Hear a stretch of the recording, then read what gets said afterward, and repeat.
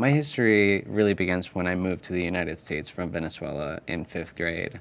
During that time, Hugo Chavez had come into power to Venezuela, and my mother and father didn't feel comfortable about, what my safety situation was going to look like in the following years. So I moved in with my mother in Virginia. At that time, I didn't know any English. I didn't really know how things worked socially. Um, so something as silly as asking a girl that I liked to hang out ended up with me asking her to grab coffee in fifth grade. So as I went through middle school and high school, I started getting more of an idea of what I needed to do in class, of the language, and socially I started making some friends. Um, I personally didn't know what the plan was or what people were supposed to do. My father in Venezuela was a doctor, and my mother had studied education. However, she didn't know how the system worked here specifically, so it wasn't something that we talked about at home. However, my friends at the time, they were all planning for college. It was a very affluent area, and I think I was very privileged and lucky to be able to be around them. I didn't come from particular wealth, but being around them gave me that drive to say, I want to be with my friends. Where are they going? They're going to college? Where are they going to college? And I ended up attending James Madison University in Virginia. I studied philosophy, I studied sociology and then psychology as my major finally. And I personally think that the sociology and philosophy that I studied in college was really helpful, just in taking a step back and seeing the different perspectives and trying to really step into other people's shoes and see how, whether or not you agree with them, they arrived at that perspective through their own looking glass. And that means their experiences throughout their life.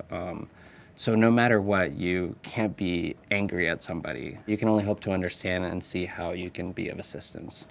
When I graduated college, I really hadn't made a plan for what would happen after. I wasn't going to grad school. I wanted to take some time. However, with psychology, if you don't start in your internships to plan for grad school and start applying, there aren't really a lot of options after graduating with your undergrad. So I went back home to live with my mother. So I ended up staying on her couch, and it was great to see my mom and my sisters again more. But it gave me a little bit more drive to say, I think it's time for me to go somewhere else, not really have a safety net, maybe not look for a job that a family member or a family friend was going to give me, but really look for something that gave me more meaning. So I moved to Los Angeles at the time. My girlfriend from college was living here, so that made the transition a lot easier. I originally moved with $400. After I bought the ticket, that's what I had left.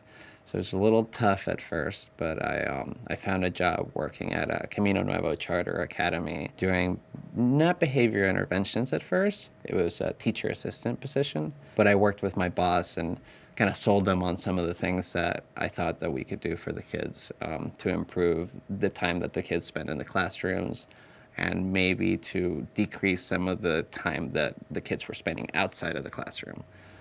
So I was able to transition that role to a teacher assistant and behavior intervention assistant. After Camino Nuevo, my boss, who was very helpful in letting me define what my role was there, he told me after the first year and a half, he said, look, if you don't leave this year, I'm going to have to fire you. You need to find, you need to find a path and you need to start looking for something. And I don't think that it will be education at this level. I think that you can work more on the policy aspect and kind of planning at that larger level. So he introduced me to his previous public relations job, the company called Sorrell Associates.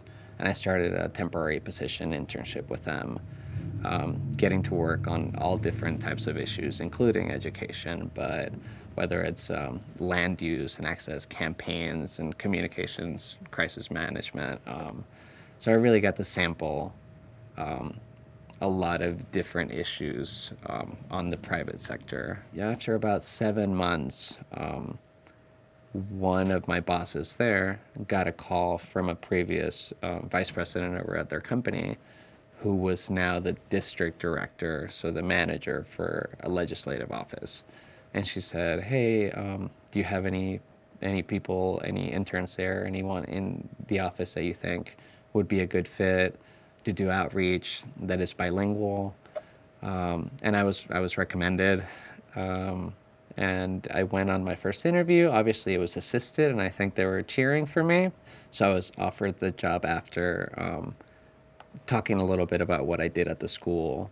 District representatives, on average, did not need to study or particularly study political science or sociology for that matter. There's no test to get in. There's no application other than the job application. There's no certification. But the general track that most people take there is once they begin to get involved with politics, they volunteer in campaigns. They engage as unpaid volunteers first and really get to grow with candidates. And then when candidates transition into elected office, they're bringing some of the people that were essential to their team. For district representatives, there are 3 or 4 paths that I see are common. A lot of district representatives will go to law school or pursue a higher education degree, usually tend to veer towards law, to then go into public service or public policy. A lot of other reps will stay in their jobs. Um, a lot of reps will transition to community organizations or companies that they had worked with and they got to know really well and what they did, and it sparked something for them. And lot of them will just kind of burn out and take a little bit of time to figure out what they want to do next.